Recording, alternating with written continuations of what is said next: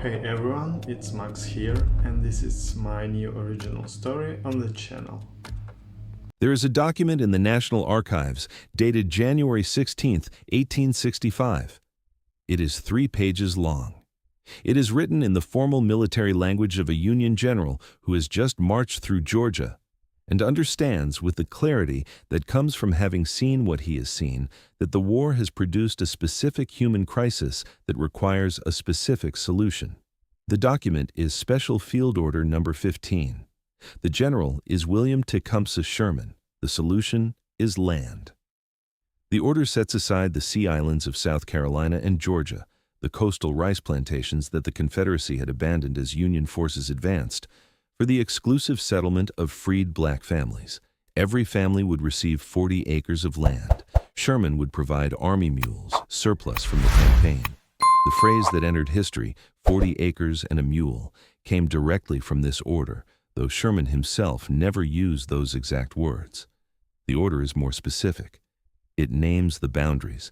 It describes the settlement process. It establishes that the land would be under military protection.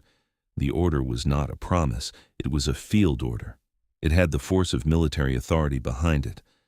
I want to be precise about what it was and what it was not, because the history of this document has been shaped by decades of argument about its legal standing. Sherman's Special Field Order Number 15 was a military measure, not a legislative one. It was not the same as a congressional land grant or a formal title transfer under civilian law. The legal scholars who have debated its status since 1865 have found it genuinely ambiguous. What it was not ambiguous about was its immediate human effect.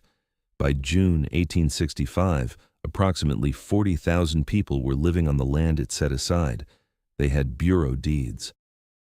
The Bureau of Refugees, Freedmen, and Abandoned Lands, established by Congress in March 1865, one of the most important and least understood federal agencies in American history, had issued formal documents recording each family's name, the acreage assigned, and the location.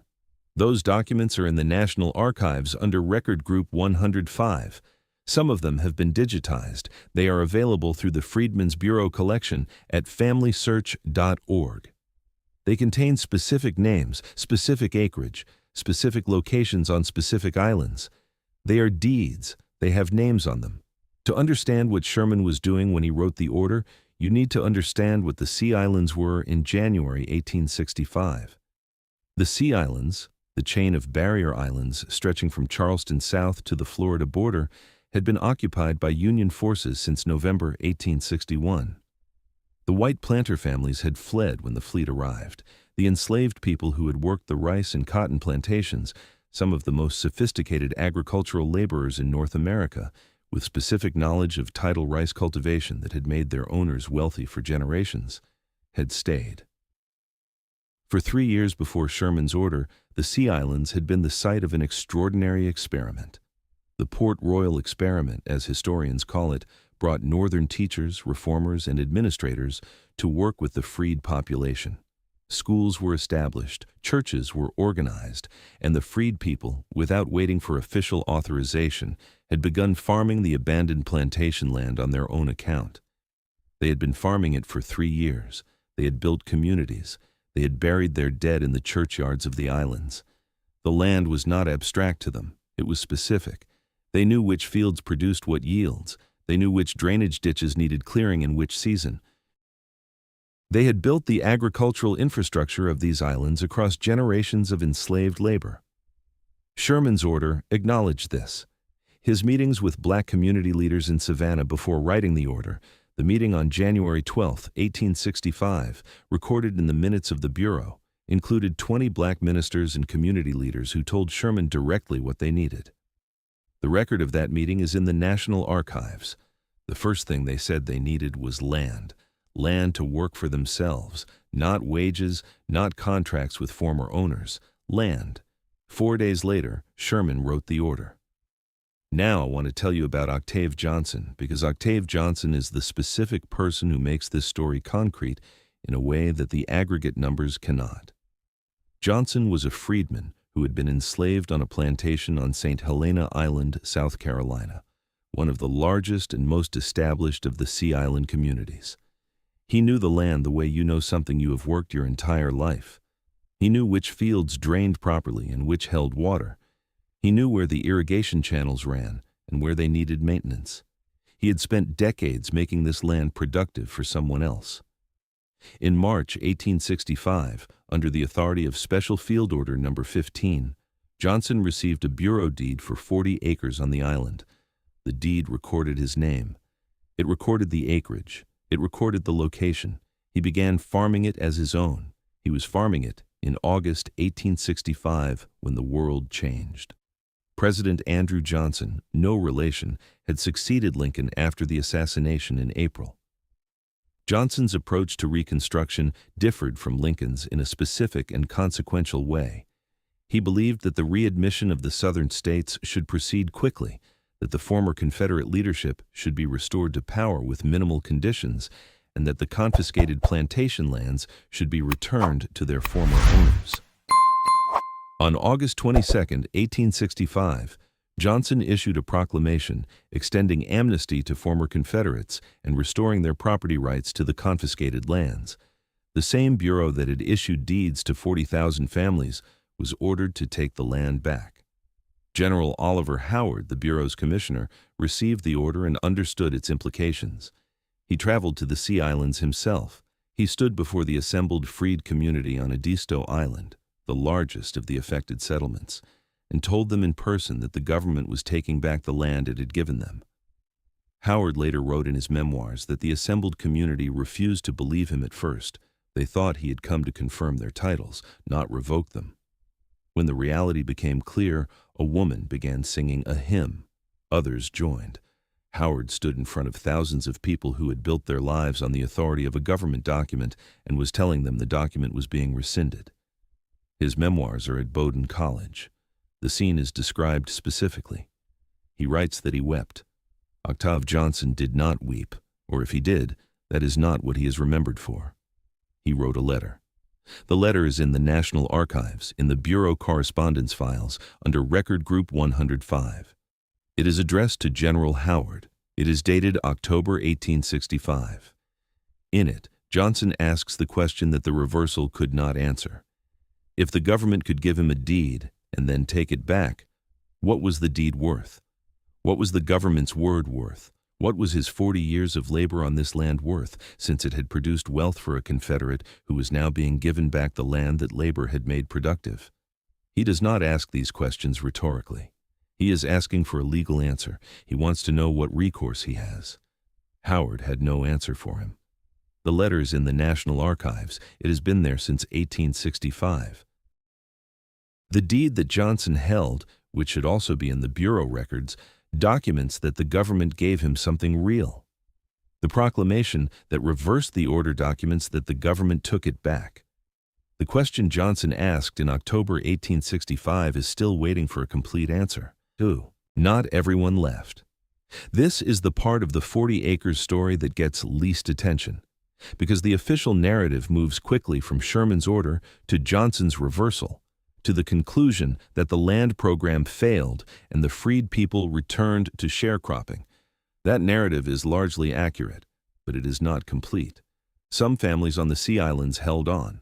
The specific mechanism by which some families maintained their land while others lost it is documented in the Bureau records, in the state court archives of South Carolina and Georgia, and in the land deed records of the coastal counties. The documentation is fragmented, scattered across multiple archives, and has never been fully assembled into a single account. I have been assembling it.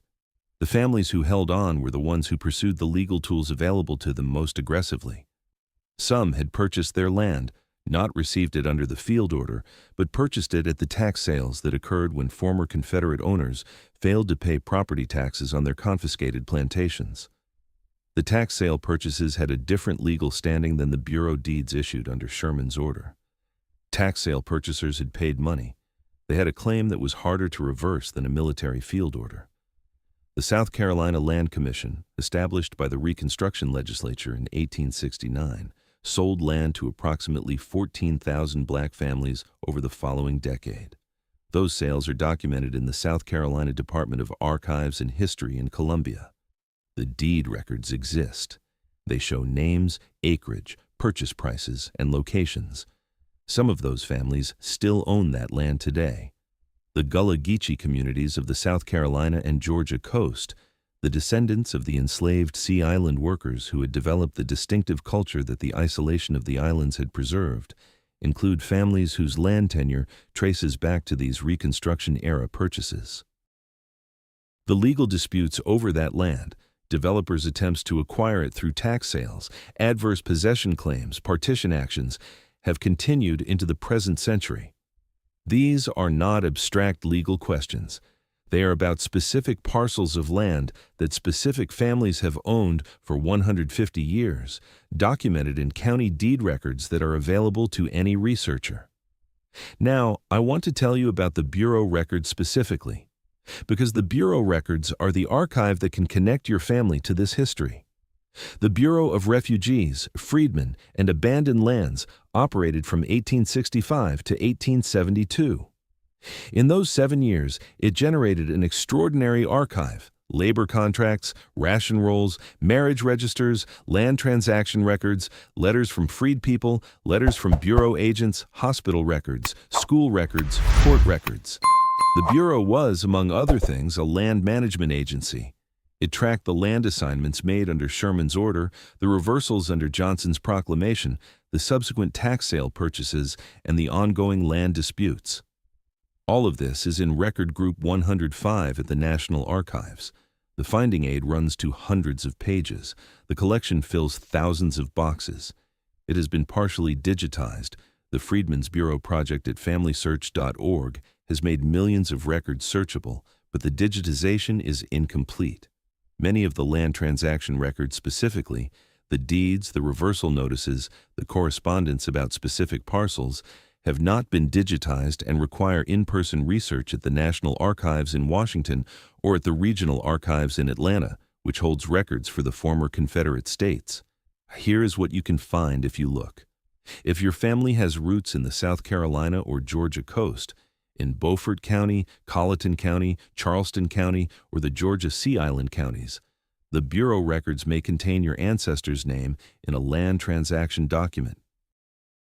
The specific records to look for are the Land Division records in the Series 15 subgroup of Record Group 105. These are the registers that document the field order assignments, the reversals, and the subsequent legal proceedings. If your ancestor is in those records, you will find their name, the acreage they were assigned, the location of the parcel, and, in the cases where the reversal was documented, the date the land was taken back, the deed that was issued, the stamp that rescinded it, both in the same archive. I want to tell you about what happened to one family that held on, because their story is also in the records, and it is the counterweight to Octave Johnson's story of what was lost. The Fraser family of St. Helena Island, not the same as Garrison Fraser, the minister who spoke to Sherman in January 1865, though the connection is present in the records, purchased their land at tax sale in 1863 before Sherman's order, during the earliest phase of Union occupation when the abandoned plantations were being sold to pay back taxes. Their purchase predated the field order. Their deed was not a Bureau assignment, it was a tax sale deed, recorded in the Beaufort County Courthouse. The tax sale deed gave them a claim that Andrew Johnson's proclamation could not easily reach. The Fraser family held their land through Reconstruction, through Redemption, through the Jim Crow era. The Beaufort County deed records document an unbroken chain of title from 1863 to the present. The family still owns the land. Their deed is in the Beaufort County Register of Deeds. It has been there since 1863. This is the other half of the 40 acres story. Not only what was lost, which was enormous and documented, but what survived and how and why those specific families were able to hold on when 40,000 others could not. The answer is in the records. It is specific. It is about which legal instruments had which standing under which circumstances.